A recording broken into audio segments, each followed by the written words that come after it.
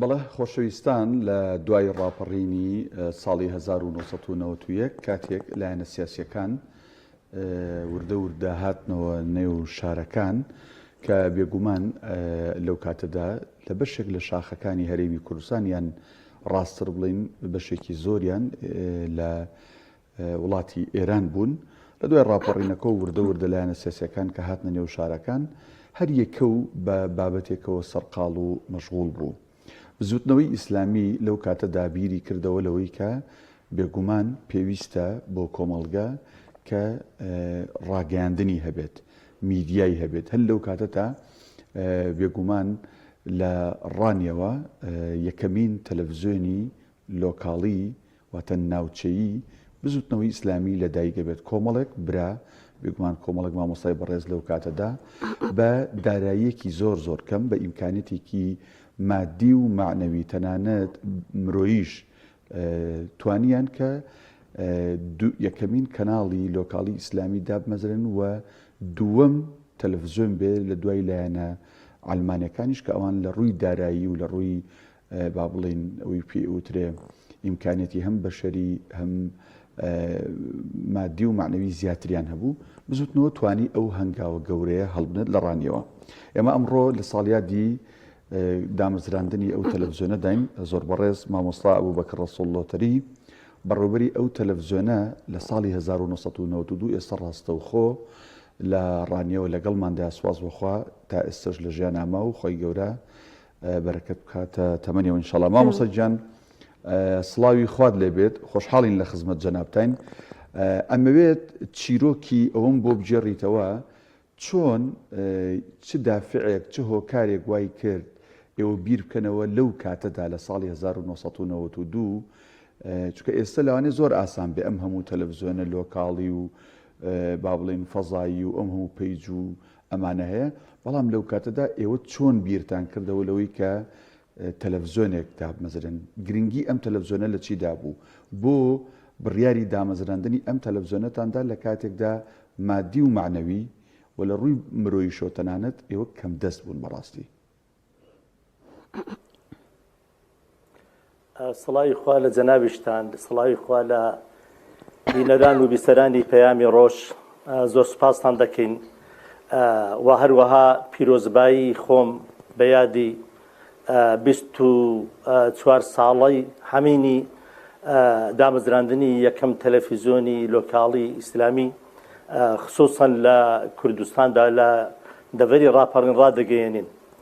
طبعا دامەزراندنی ئەو تەلەڤیزیۆنە لە ڕستەی ئەو بەخشش و ئەو عەتاعاتانە بوو کە ڕاپەڕین دای بە تایبەتی لە ڕانیە و بە تایبەتیش بزوتنەوەی ئیسلامی کە بە پێویستی زانی لە هەوڵ و مادومەکانی خۆی کۆشەکانی خۆی بەردەوام بێ، هەوڵ و کۆشەکانی خۆشاری بە شاخەوە ببەستێتەوە، بێتەوە نێو کۆمەلگا پێویستی بە ئەم جۆرە ڕاگەیاندنە هەیە. طبعا بەر لەوەی کەوا یادی یەکەمین ساڵ وەگەڕی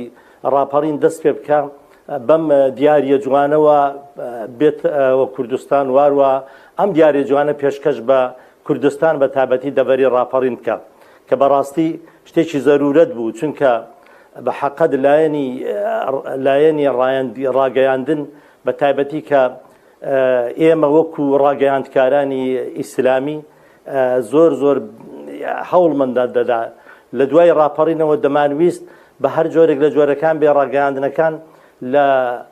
نووسینەوە بچنەوە سەر بینین و هەروەها بیستن و ڕادیۆ و تەلەڤیزیۆن. ئەم تەلەڤیزیۆنەش شتێکی شارستانیە بە حەقەت، بۆیە هەوڵمان بۆی دا و سپاس بەخوای گەورە بە هەر جۆرێک لە جۆرەکان بێ، بە هەر جۆرێک لە توانایەکان بێ، توانای بەشەری هەبوو، توانای مادی کەم بوو، بەڵام سپاس بەخوای گەورە کە هەوڵەکەمان سەری گرت و بەر لەوەی وەک عەرزم کردین یەکەم ساڵ وەگەڕی ڕاپەڕین دەست پێ بکە. سپاس بەخوای گەورە کە ئێمە تەلەڤیزیۆنەکەمان دابەزراند و هاتە حاڵەتی پەخشی ئەزموونیەوە. سپاس بەخوای گەورە وردە پەخشی ئەزمونیشی تێپەڕاند ئەو فترەیە کە هەتا بەردەوام بووین بە جوانترین شێوە بەرنامەکان بە شێوەیەکی گشتگیر لە ئاینی لە کۆمەڵایەتی لە سیاسی لە یعنی لەگەڵ تەواوی پێداویستەکانی کۆمەلگا دەڕۆژ بەڕێوە. زۆر باش مامۆستا ئەو هۆکارە چی بووکەوای لە ئێوە کرد هەندرتان بێ بۆ ئەوەی کابیر لە دانانی میدیایەکی لەم شێوە بکەنەوە ئامانجومە بەس لە دانانی ئەم میدیایەدا چی بوو لەو کاتەیە؟ ئامانج لەوە بوو کە ئێمە هەڵگەری پەیامی ئیسلامین، پەیامی ئیسلام بە جوانترین شێوە بگات بە کۆمەڵگا و هەروەها ئەمە یەک دووهەمیش بابەتەکانی دەرەوە بابەتەکانی دەرەوە بە کۆمەلگای خۆمان بگا و هەروەها خواست و هەروەها پێداویستەکانی کۆمەلگاش لە ڕوونمایی ئەم تەلەڤیزیۆنینەوە بگەێنینە دەرەوەی وڵاتەکانیش نەکەر ناو خۆمان بە حەقت. بۆیە بۆ ڕۆشنبیرکردن بۆ تێگەیشتنی کۆمەلگا بۆ زیاتر پێشەوەردنی کۆمەلگا لە هەموو بوارەکاندا ئێمە هەتاکو لە بواری هەر لە بواری سیاسی و هەر لە بواری ئاینیەوە ئیشەمان نەکرد بە حەقت لە بوارەکانی فەرهەنگیشەوە بەرنامەمان داڕشتن بۆ ئەوەی خەڵک لە بواری فەرهەنگیشەوە زیاتر بچێتەوە پێشەوە بە کللتوری کۆمەلگای خۆی ئاشنابێ بێ لە کولتوری واتە ئاینی. مەبەستم ئەوەیە لە ئەدەبیاتی کوردی حتا لە بابەتی کشتتوکاڵ چکە وڵاتی ئێمە هەرێمی ئێمە زۆر دەوڵەمەندە بە بابەتی کشتتوکاڵی بەرنامەی کشتتوکاڵیشمان دامەزراندە بوو. ئەجابێتەوەی تەواوی بەرنامەکانی دیکە وەکو منداڵان بابەتی پەروەردەکردنی منداڵان بەرنامەی منداڵانمان نەبوو بۆ ئەوەی منداڵانیش پێ بگەن بە حەقت. جاچ جای ئەوەی بابەتی ئافرەتان بوو بەرنامەی ئافرەتان بوو بەرنامەکان گشتگیر بوون. سوپاس بەخوای گەورە کە بۆ ئەوەی پێداویستەکانی کۆمەلگا لەو ڕۆژەدا جێبەجێ بێ. بەڵێ مام سابوو بەکرد 33 ساڵ تەمەنێکە بێگومان 33 ساڵ پێش ئێستا میدیایەکدا بمەزرێت جەناب دەو کاتە بەڕێوبەری ئەو تەلەڤیزیۆنە بوویت. دوای 33 ساڵ هیچ ئەرشیفێکی ئەو تەلەڤیزیۆنە یان هیچ یەکێک لە کارمەندان یان پێشکەشکارانی ئەم تەلەڤیزیۆنە ئێستا جەنابەت عەلاقە و ڕەبط و پەیوەندیت پیانەوە ماوە نەماوە و ئەرشیفی ئەو تەلەڤیزیۆنەت لا هەیە و بزانمەکە هەڵە نەبم هەندێک لە ئەرشیفی ئەم تەلەڤیزیۆنە لای جەنابەت هێشتا پارێزراوە. بەڵێ ئەرشیفی تەلەڤیزیۆن بە حەقت لای برایانمان هەڵگیراوە سپاس بەخوای گەورە و پەیوەندیشمان لەگەڵ برایانی پێشوو وەکو جەنابی موزیعەکان پێشکەشکارەکان و هەروەها ئەو برایانەی کەوا ڕۆڵیان هەبووە لەو دەستگایەیدا بەردەوام پەیوەندیمان هەیە سوپاس بەخوای گەورە و ئەوان هەرێکە لە ڕاستی خۆیەوە لە عەتاعاتی خۆی لە بەخشی خۆی هەر بەردەوام بە سوپاس بەخوای گەورە بەنسبەت ئەرشیفیشەوە ئەرشیفەکان ئەوەی پارێزراوە سوپاس بەخوای گەورە چونکە ئێمە بە هەر جۆرێک لە جۆرەکان بێت لە یەکێک لە مەرحەلەکاندا تووشی نەکسەیەک و شکستێک بووین بەهۆی ئەوەوە ئێمە ئەرشیفەکەمان کەوتە بەر شاڵاو بەڵام سوپاس بەخوای گەورە دوایە بە هەر جۆرێک لە جۆرەکان بێ ئەرشیفەکان وەرگیراون سوپاس بەخوای گەورە. ئەیماوە سەبا پرسیارێکی تر بکەم وەکو یەکەمین بەڕێوبەری تەلەڤیزیۆنێکی ئیسلامی ئێستا نێوانت لەگەڵ میدیا بە شێوازێکی گشتی چۆنە لەگەڵ ڕادیۆکان لەگەڵ تەلەڤیزیۆن ینی ئێستا دوای 33 ساڵ لەو مێژووە پەیوەندی چۆنە لەگەڵ میدیا مامۆستا؟ من پەیوەندیم هەیە لەگەڵ بە تایبەتی ئەم کەناڵە لۆکاڵیانەی ناوچەکەی خۆمان بە تایبەتی کەناڵی کۆمەڵە و هەروەها ڕادیۆیە بەردەوام بەرنامەم هەبوون و ئەوانش پەیوەندی پێوە دەکەن میش پەیوەندیان پێوە دەکەم سوپاس بەخوای گەورە لە قەت توانای خۆمان ئەوەی پێمان بکرێ ئامادەین و خزمەتیش دەکەین ئینشاءڵڵا لە هەر بوارێک لە بوارەکاندا بێ ئینشاءڵڵا دەمە پێویستیان بە من بوو پێویستیان بە من بوو بێ بەردەوام بووم سوپاس بەخوای گەورە ڕۆژێک لە ڕۆژان نەمگوتووە نا ئەگەر بۆ هەر ئیشێک منیان پێویست بوو بێ. زۆر باش مامۆستا وەکو زانین 33 ساڵ پێش ئێستا و کەلدانە ئاماژەی بکرد سەردەمێکی پێش ئێستا و هەروەها ئەو کاتە لەوانەیە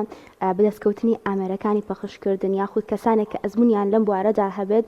زەحمەت بوو بێ بۆ ئێوە ئایا چۆن بوو کە کەسانێکتان دەستکە و شارەزاییان هەبوو لە بوارەداوە دەستکەوتنی ئامێرەکانی پەخشکردن و تەلەڤیزیۆن بۆ ئێوە قورس نەبوو لەو کاتەدا؟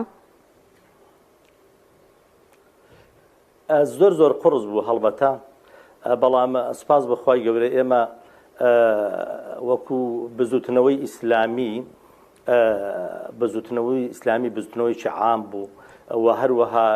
هەوڵی بدا ئیستیعاب و کاریگەری وای هەبوو خەڵکێکی زۆر چاک ڕابکێشێ بە تایبەت ئێمە مهندسی چاکمان هەبوو لە بواری بابەتی ئەجهیزەی پەخش و ئەوانەدا هاتنە پێشەوە و جیهازەکانیان بەدەستی خۆیان هەڵبەتە ئەو بلێتانەیان پەیدا کرد و بۆ دەستی خۆیان دروستیان کرد لەو دەمەدا ئەمە چاکم لە یاددا بە تایبەتی کاک ئەحمەدی مەلاوەسوو کە ئەندازیار بوو لەو بوارەدا کاک مەلا ئەمینی جیهاز ئەمانە ئیشی چاکیان کرد بە حەقەت دەستیش کەوت و ئینسان وەکو دەڵێ حاجەت پێداویستی ڕۆژ دەتوانێت ئینسان کە بەدوای کێ دەتوانێت جێبەجێ بکات سوپاس بەخوای گەورە شتەکانمان پەیدا کرد ئالاتی تەقویە ئەجهیزەی تەقویەکان تەقویەمان نەبوو لە سەر هەیبە سوڵتان لە سەرکی کلکەی کۆڵێن ئەمان ئەم جیهازانە بە حەقەت بە خراپی دەست دەکەوتن هەتا ئێمە جیهازێکی سەتەلایت هەتا بە دنیایەک یعنی هەر چۆنێک بێ یعنی پەیدامان کرد بە پارەیەکی زۆر بوو وابزانم ئەو دەمە 33,000 دیناری ئەو دەمە زۆر بوو بە حەقەت هەتا کۆکردنەوەی ئەندامان بۆ ئەو دەستگایە ئێمە معاشمان نەبوو ئێمە هەر چۆنێک بێ یعنی پارەمان نەبوو لە بنزینی پارەی بنزینمان کەم بوو یعنی بە حەوڵ و کەشش یعنی زۆر خۆمان لەو بوارەدا وەک معاناتی ئەو دەوەمە بە بیرمان دێتەوە زۆری ئەوە دەبوو بۆ کڕینی بە تایبەتی ئەو کاسێتانەی کە ئەو دەما کە ئێستا ئەم میمۆری و ئەم شتانە نەبوو لە گۆڕدا بە حەقەت بۆ ئێمە زەحمەت بوو. بەڵێ مامۆستا کرد ئێستا لە ڕووی تەکنیکیەوە میدیا زۆر پێشکەوتووە بەڵام ینی ئەو کاتە ئەم تەلەڤیزیۆنە تەنها لە ڕانیە هەبوو ینی پەخشیە بوو یان ئەوەی کە جەنابەت باست کردوت ئێمە تەقویەمان لە هەیبە سوڵتانە بووە گەل لە هەیبە سوڵتانەتان بوو بێ کەواتە بەشێک لە ناوچەی دووکان لە کۆیە واگە تەقوێتان لە کێوەڕەژە بوو بێت کە ئێستا لە وێنەکە لە پشتی جەنابتەوەیە ینی دیارە منطقی پشدەری ژانی قەڵاتزێ و ئەوانش بەخشەکە وەریگرتو ئایا بەو شێوازە بەرفراوان بوو؟ بەدڵنیاییەوە ئەوەی مانع بوو لە پەخشکردن بە تایبەتی بابەتی کارەبا بوو یعنی خەڵک ئەگەر کارەبای نەبوو بێ نەبینی بێ دەنا بە حەقەت پەخشەکە هەر لە نێو ڕانیە نەبوو بەڵکو لە دەڤەری ڕاپەڕین بوو ئیدی دەڤەری ڕاپەڕین دەتوانین بڵێن دەشتی کۆش دەگرێتەوە و هەروەها منطقەی دوکانیش دەگرێتەوە بەشێک لە ناوچەی خۆشناوەتیش بەری مەرگەش ئەوەی دەیگەیشتێ سوپاس بەخوای گەورە منطقەی پشدەر ناوچەی پشدەر بەڵێ سوپاس بەخوای گەورە باش بوو. مامۆستا ماوەی پەخشەکەتان لە تەلەڤیزیۆنی ئەو کاتەدا چەندێک بوو ماوەکەی؟ تقریبان وەکو لێ یادمێ لە 5 ئێوارەوە دەستی پێدەکرد تاکو 12 شەو. باش ئاماژەت بەوە کردوتێ بەرنامەکانمان هەمەڕەنگ بوون بێگومان بزوتنەوەی ئیسلامی هەر بە ناوەکەیە دیارەوە هەم کەس ئەزانێت کە باگراوندێکی ئیسلامی هەیە و شانازی بە ئاینی پیرۆزی ئیسلامەوەکە یعنی جگەل لە با بڵێن ئەو بەرنامانەی کە بابەتی عەقیدەیی و بابەتی ئاینی بوون فەرموود بەرنامی کوش و کاڵمان هەبووە مناڵانمان هەبووە ینی چۆن بەڕاستی لە 92 بیر لەوە کرایەوە جگەر لە هەر لە وتاری مامۆسایانی بەڕێز جگەل لە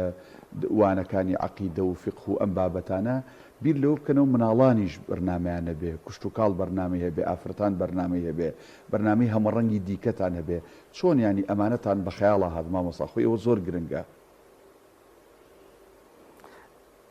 بەڵێ سپاس بەخوای گەورە من وەکو لە یادمە خۆ من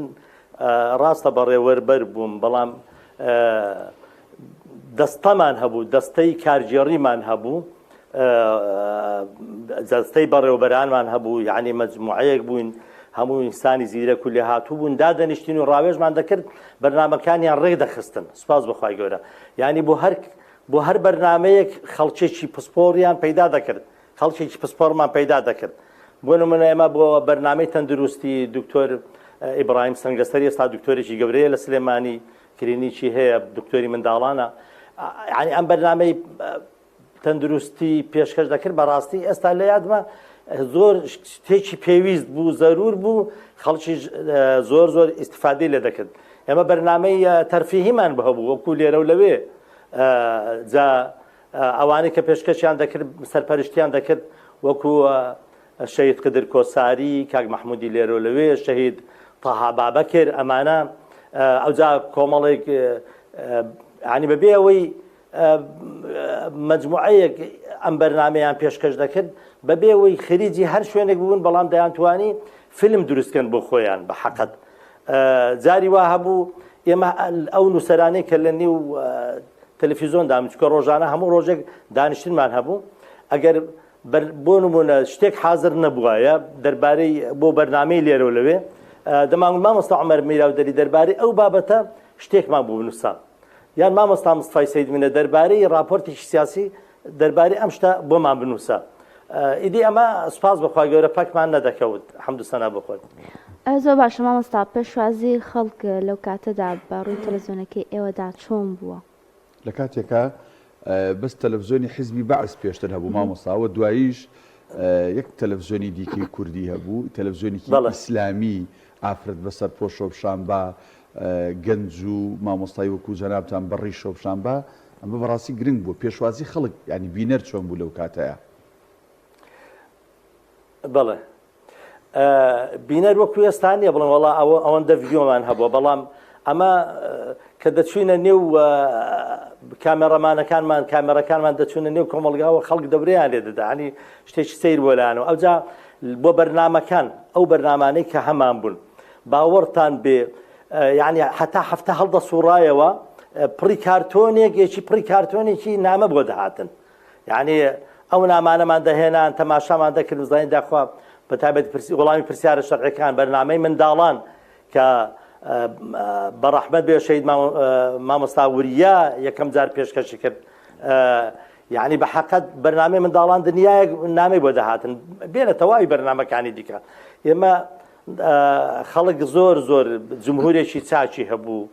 خەڵک زۆر بە گەرمی پێشوازی لەو بەرنامانە دەکرد بە حەقەت بەو شێوەیەش ئێمە هەستمان دەکرد خۆشەویستی کۆمەڵگا بۆ لای خۆمان ڕادەکێشرا زیاتر لە ڕێی ئەو بەرنامانەوە جامامۆستا ئاماژت بۆ کە لە ڕووی سیاسیشەوە خزمەتتان کردووە لەو کاتەدا کە چەندین نەهامەتی ڕووی لە کۆمەڵگەی کوردی کردبوو چۆن توانیتان لە ڕووی سیاسیەوە خزمەت بە کۆمەڵگەی کوردی بکەن لەو کاتەیە طبعا لەو کاتەوە ئێمە لە ڕووی سیاسیەوە هاوسەنجێک بپارێزین کە بە تایبەتی پەیامی سیاسی گەیاندنی پەیامی سیاسی لەو دەمەدا زەرورە لە ڕێی ڕوونەمای تەلەڤیزۆنێکەوە بە تایبەتی هەواڵە سیاسیەکان ئی ناوخۆ ئی دەرەوە ئی ئیقلیمی ئی ناوچەیی ئەمە گرنگە بە حەقەت ڕۆژانە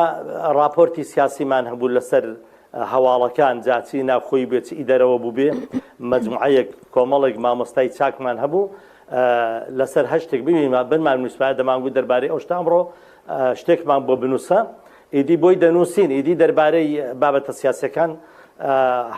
ئەو دەمە هەواڵمان هەبوو تەبعاً هیچ ڕۆژێک بەبێ هەواڵ تێنەپەڕیوە و بەبێ راپۆرتی هەواڵی سیاسیش تێنەپەڕیوە واتە دیدگای ئێمە دیدگای ئیسلامیەکان بۆ سیاسەتی ڕۆژ بۆ سیاسەتی دەرەو و ناوخۆ جامامۆستا پێی ئەوەی کە هەواڵی دەر و ناوخۆشتان هەبووە ئەبێت کەسانێکتان هەو بێ و ێستا کە پێیان دەوترێت پەیامنێر هەتان بوو بێت بۆ ئەوی هەواڵەکانتان پێ بگەێن وانە بێگومان ئێمە بۆ وەرگرتنی هەواڵەکان ئێمە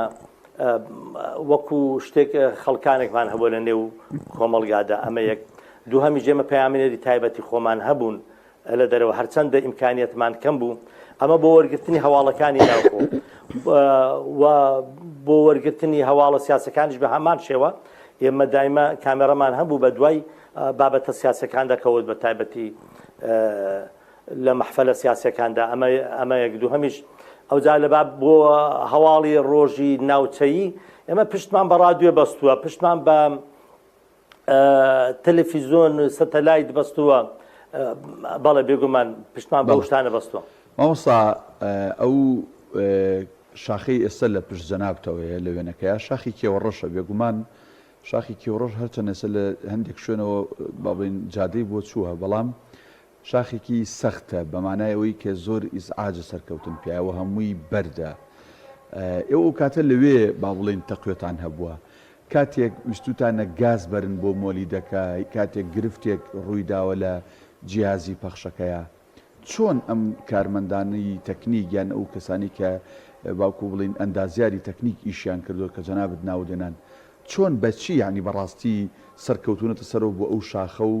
ئەم جیهازیان چاکردویان گازیان بردو بۆ مۆلیدەکە؟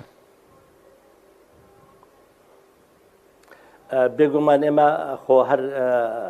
بڵێن ئەندامانی تەلەڤیزۆن نەبوون، ئێمە هێزمانە بۆ هێزی پێشمەرگەمانە بوو ئەمانە یارمەتی چاچیان دەداین ماڵیان ناوەدان بێخوات زای بە خێریان داتەوە بە حەقەت لە پشت پێشکەشکردنی ڕوونەمایشی تەلەڤیزۆنی دنیایەک خەڵکی خۆبەخش هەبوو سپاس بەخوای گەورە ئەو دەمەی لە ڕێی جاروا هەبوو بڵێن شتی قوڕس بۆ بە ڕێی بە وڵاق بردومانە یانەوە تا بە کۆڵە پشت بردومانە بێگومان. بەڵێ بەڵێ زۆر سپاس دەکەین مامۆستاگیان دووبارە پیرۆزباییتان لێکەین بە هیوای سەرکەوتنی زیاتر ئینشاءڵڵا. زۆر سپاس بۆ ئەبوبەکر ڕەسوول لۆتەری بەڕێوەبەری تەلەڤیزۆنی بزنەوەی ئیسلامی لە ساڵی 1992 زۆر سپاس دەکەین کە لەم تەورە لەگەڵمانە بووی. هەروە گوتمان هەر ئەو تەلەڤیزۆنەش بوو کە بۆ مایەوەی کە ئێستا ئێمە کۆمەڵی دادگەری کەناڵی ئاسمانی پەیامی هەبێت.